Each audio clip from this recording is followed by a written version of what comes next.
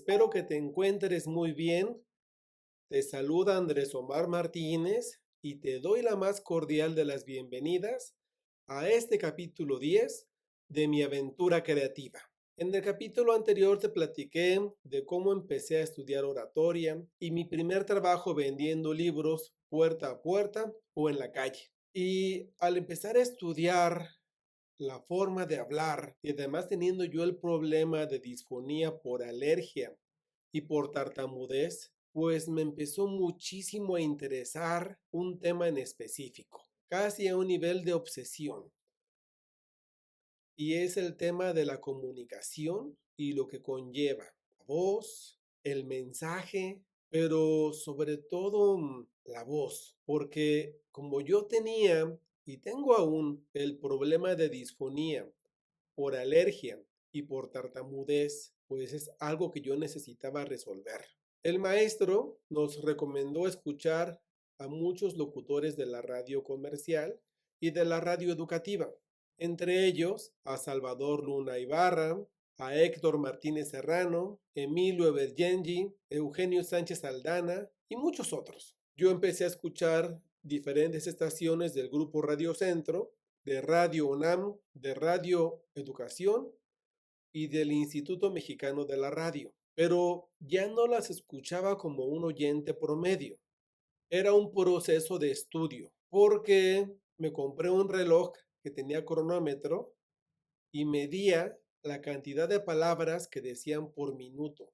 Le ponía mucha atención a las pausas que ellos hacían, a las intenciones y sobre todo lo que yo imaginaba y lo que yo sentía al escucharlos.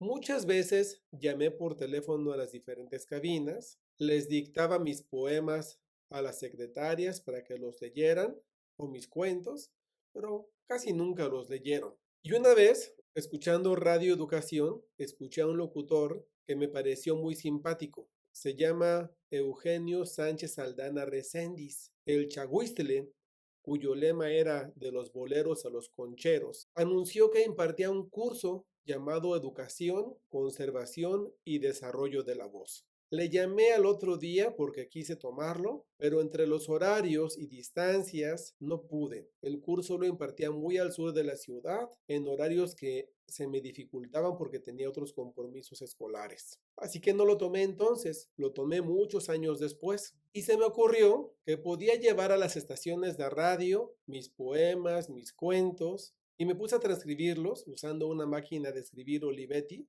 una máquina mecánica. Engargolé los escritos, un promedio de 30 poemas y 30 canciones, algunos cuentos, y empecé a ir a visitar las estaciones de radio comercial en la Ciudad de México. Tenía un promedio de 16 a 17 años en ese entonces y salí a buscar una oportunidad en la radio como poeta y como compositor. Yo vi en alguna película que los compositores llegaban a las estaciones de radio a pedir una oportunidad. Dije, pues voy a hacer lo mismo. Así que fui a diferentes estaciones, me recibieron muy amablemente algunos locutores, algunos asesores comerciales, pero casi todos me bateaban. Hasta que un día un señor sí me escuchó. Y en la plática, pues yo le expresé que estaba muy desilusionado porque no veía un apoyo para los jóvenes ni para el talento artístico en las estaciones de radio. Y me respondió algo que nunca olvidé.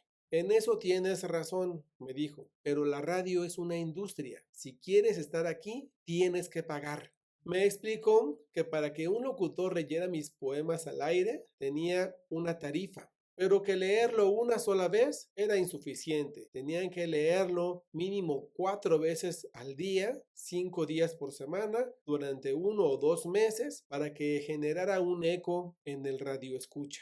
Y que para que alguien cantara mis canciones, pues yo tenía que contratar un cantante, el cantante tener contrato con una editora y tenían que hacerse los acuerdos, los negocios y las inversiones para que mis canciones salieran en la radio o en la televisión con algún cantante. Porque me dijo, los artistas también comen, también responden a sus intereses económicos. Yo me quedé en silencio. No sabía qué decir. Sentía la sangre fría, tenía los ojos muy abiertos. Repito, era un chamaco de 16 a 17 años que estaba entendiendo cómo funciona el mundo real. Y me dijo algo más para concluir la plática. Nadie, absolutamente nadie, está obligado a apoyar tu talento. Eso te corresponde únicamente a ti. Si tienes patrocinadores, es más fácil que hagas una carrera, pero los patrocinadores buscan negocio. Así que tienes que encontrar cómo tus canciones y tus poemas se convierten en un negocio para que tú inviertas en ellos o para que alguien más quiera invertir en ellos. Ahora, tus canciones o tus poemas, aunque estén bien escritos, no son un negocio.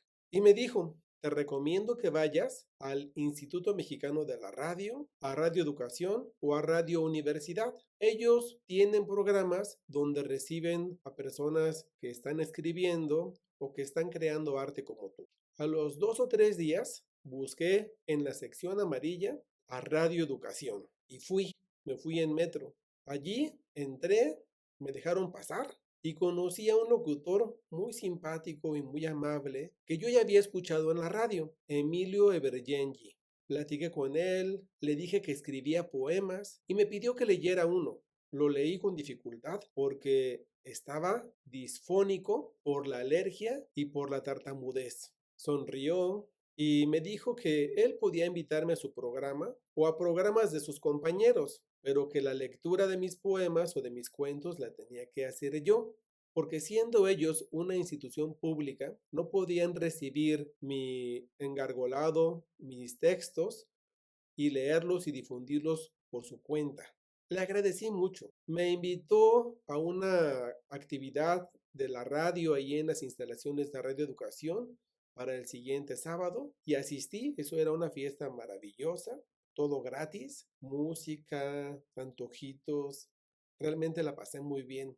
Y había otro locutor que me simpatizaba mucho los sábados y también entre semana a veces salía.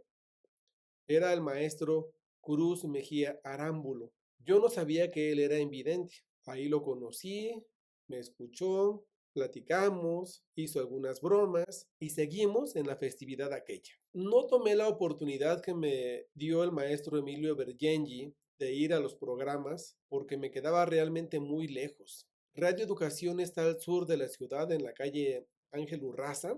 Esto es muy lejos de donde yo vivía y donde yo estudiaba, y por actividades académicas y laborales, pues se me dificultaba muchísimo ir a los programas de radio. La distancia y la alergia me pesaron. Hoy entiendo algo de esa etapa, que el talento no siempre abre puertas, que la pasión no siempre es suficiente, pero si uno quiere avanzar, uno tiene que encontrar su propio camino. Y aunque en ese momento no lo sabía, todo lo que estaba aprendiendo es parte de mi proceso de formación. Te agradezco muchísimo. Te espero en el siguiente capítulo de esta mi aventura creativa. Igualmente, anunciarte que los primeros 5 videos voy a juntarlos y los voy a subir a mi canal de YouTube para que los puedas ver de una forma corrida. Del capítulo 1 al capítulo 5 será un video. Del capítulo 6 al capítulo 10 será el segundo video que publicaré en YouTube. Te agradezco mucho el favor de tu atención. Te agradezco mucho también que reacciones, que compartas y que comentes. Un gran apoyo que te pido es ese, que me ayudes a comentar, a reaccionar y a compartir, porque es lo que hacen que los algoritmos de Facebook o Instagram se abran y nos ayuden a llegar a más gente. Saludos y hasta la próxima.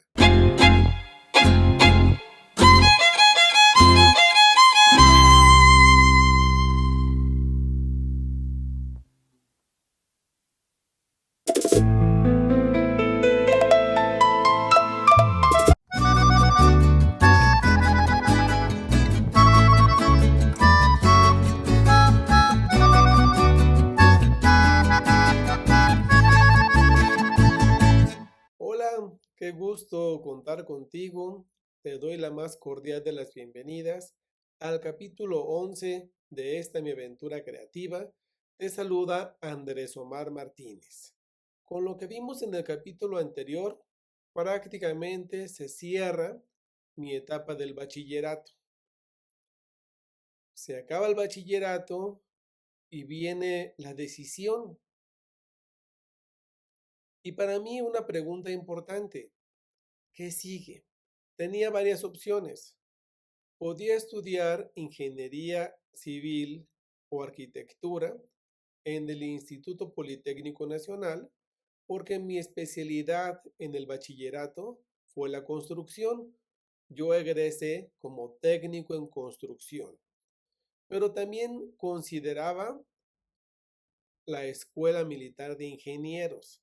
Y había otra actividad que siempre me había gustado mucho, que es la ingeniería mecánica, sobre todo el maquinado de piezas metálicas en máquinas como tornos y fresadoras. Pero siempre estaba presente la literatura, así que yo me encontraba en esa duda, qué hacer, qué estudiar profesionalmente. Asistía los lunes al taller de lectura con el maestro Tomás Mojarro. Un día llegué temprano y él ya estaba en el auditorio. Me acerqué a platicar con él y le hice una pregunta. Su respuesta fue bastante clara. Yo le pregunté, maestro, ¿se puede vivir de la literatura? Y su respuesta fue clara. Me dijo, tal vez, si usted tiene el dinero para financiarse o un buen patrocinador. Pero si es usted pobre como yo y además no está usted dispuesto a venderse, no se lo recomiendo. Yo me quedé frío con esa respuesta. Y luego me preguntó por qué quería saber eso. Y entonces le dije, es que estoy por terminar la preparatoria y no sé si estudiar ingeniería o letras. Y me respondió, pues qué buena decisión debe tomar. Y después pensé mucho, mucho. Y al final decidí, me metí a la Escuela Superior de Ingeniería y Arquitectura del Instituto Politécnico Nacional por varias razones prácticas. Como ya dije antes, me especialicé en el bachillerato como técnico en construcción y era la continuidad natural. También podía haber elegido arquitectura, pero la escuela de arquitectura del Politécnico estaba muy lejos, mientras que la de ingeniería estaba a 15 minutos caminando de mi casa. Pero también tomé la decisión al mismo tiempo de continuar estudiando literatura, ya sea en talleres, en cursos y sobre todo por cuenta propia. Seguí en diferentes talleres de creación literaria, asistía a muchas lecturas de poesía, a muchos círculos poéticos, a muchos espacios donde se leía narrativa, donde se leían obras de teatro, en general ambientes muy enfocados al ámbito cultural. Y eso es una gran diversidad de formas de pensar y de entender las cosas. Me sirvió mucho. En el siguiente capítulo hablaré al respecto de eso. Pero la decisión más importante que tomé respecto a la literatura fue de escribir para hablar conmigo mismo, para preguntarme cosas, para hacerme confesiones, para saber lo que yo quería, lo que me gustaba, lo que me daba miedo. Para mí, en esa etapa de mi vida y hasta la fecha, escribir sigue siendo una forma de entender lo que estoy viviendo, de encontrar respuestas a muchas preguntas que me hace la vida o que me hago yo mismo.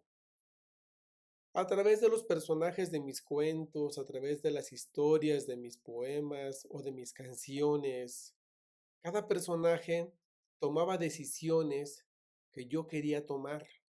De esta forma, al desarrollar la historia, veía las consecuencias. A veces el personaje se atrevía y ese atrevimiento, ese acto de valentía tenía unas consecuencias. A veces no. Y esa retracción, ese no atreverse, también tiene consecuencias. Y al ver las realidades plasmadas entre el que se atreve y el que no se atreve, empecé a encontrar claridad en mis decisiones cotidianas. Escribir cuentos, poemas, novelas cortas o canciones me daba elementos y me sigue dando elementos para decidir en mi propia vida. Y funcionó, me ha funcionado y a la fecha lo sigo aplicando. Entonces, como dije antes, entré a la Escuela Superior de Ingeniería y Arquitectura en Zacatenco. Ahí reencontré a muchos compañeros que venían de la misma escuela, de la Willy, y también conocí a muchos amigos que sin darme cuenta, pues me ayudaron a construir estos dos caminos al mismo tiempo.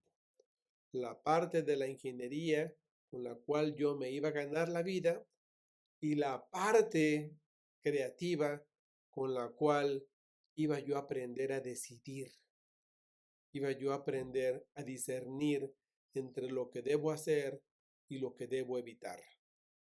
Así que la ingeniería, en primera instancia, la estudié para ganarme la vida. Y el tema de la literatura lo seguí estudiando para seguir vivo, para entenderme. Con eso terminamos este capítulo. Te agradezco muchísimo el favor de tu atención y nos vemos en el capítulo 12 de esta aventura creativa. Saludos.